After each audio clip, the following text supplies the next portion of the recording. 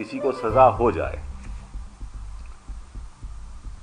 और कोर्ट कहे कि साहब इस सजा को हम स्टे कर देते हैं, तो प्रचार में हिस्सा ले सकता है।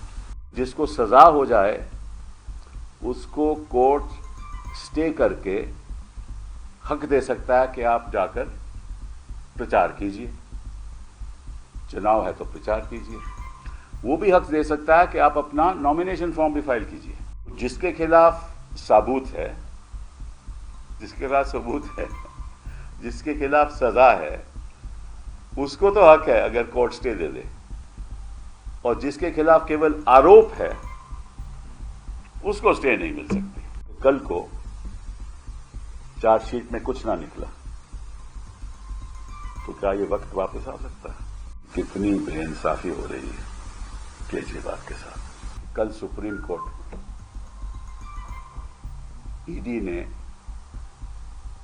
अपनी बात रखी और कहा कि जहां तक इंतरिम बेल का सवाल है, केजरीवाल जी को इंतरिम बेल नहीं चलनी चाहिए, क्योंकि बेल इसलिए नहीं दी जानी चाहिए कि जो प्रचार करने का हक है वो एक कानूनी हक है, वो संवैधानिक हक नहीं है। तो कोई कहे कि मुझे अंतरिम बेल पे आप रिहा कर दो, तो संविधान के आधार पे वो गलत होगा, और अगर कानूनी हक है केवल, तो कैसे कोई कह सकता है, क्योंकि उनके खिलाफ तो केस है और उसकी तफ्तीश हो रही है। और ये बात भी सही है कि जो चुनाव में प्रचार करने का हक है वो कानूनी हक है, लेकिन ये भी प्रावधान है कानून में कि अगर किसी को सजा हो जाए और कोर्ट कहे कि साहब इस सजा को हम स्टे कर देते हैं, तो प्रचार में हिस्सा ले सकता है ना। तो जिसको सजा हो जाए उसको कोर्ट स्टे करके हक दे सकता है कि आप जाकर प्रचार कीजिए, चुनाव है तो प्रचार कीजिए। वो भी हक दे सकता है कि आप अपना नॉमिनेशन फॉर्म भी फाइल कीजिए, आप चुनाव भी लड़ सकते हो। अब इनसे पूछिए कि हार्दिक पटेल कैसे चुनाव लड़े थे।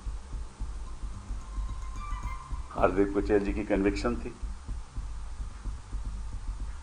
हाई कोर्ट ने स्टे नहीं दिया, हार्दिक जी सुप्रीम कोर्ट आए, सुप्रीम कोर्ट ने स्टे दे दिया, हार्दिक जी चुनाव लड़े, हार्दिक जी बीजेपी में शामिल हो गए। तो जिसके खिलाफ सबूत है,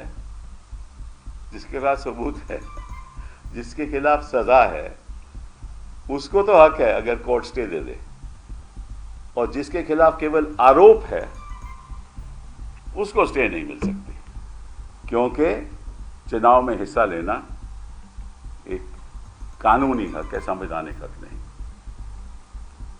तो ये किस किस्म की राजनीति हो रही है और किस किस्म की राजनीति ईडी कर रही है कि जिसके खिलाफ सबूत नहीं, आपको उसको अंदर रखे हुए हो, और इस वक्त आपने गिरफ्तार किया जब चुनाव आ रहा था, चुनाव में हिस्सा नहीं ले सकते। वो एक अपनी पार्टी के लीडर हैं, दिल्ली के चीफ मिनिस्टर हैं। तो ये छोड़िए, सब इन पदों को छोड़िए, लीडरशिप को छोड़िए, चीफ मिनिस्टर हैं वो भी छोड़िए, इस देश के नागरिक तो है ना।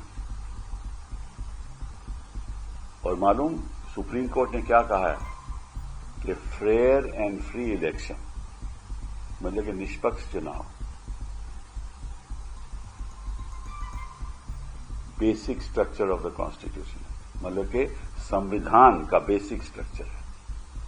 तो अगर किसी नागरिक को जिसके खिलाफ केवल आरोप है, आप छोड़ दीजिए कि वो चीफ मिनिस्टर है, उनको आप हक नहीं देने दोगे चुनाव में हिस्सा लेने का, प्रचार करने का, तो वो बेसिक स्ट्रक्चर का उल्लंघन होगा, क्योंकि आप बाकियों को हक दे रहे हो, एक राजनीतिक दल के नेता को, एक नागरिक को हक नहीं दे रहे। मैं समझता हूं कि इस किस्म की बयानबाजी, इस किस्म की बहस केवल एक ही लक्ष्य के साथ कोई कर सकता है। वो ईडी तो आपको मालूम है, किसी तरीके से अरविंद केजरीवाल को यहीं रखा जाए, तिहाड़ में रखा जाए, रिहा नहीं किया जाए। अब मैं आपसे पूछना चाहता हूं कि कल को चार्जशीट में कुछ ना निकला तो क्या ये वक्त वापस आ सकता है?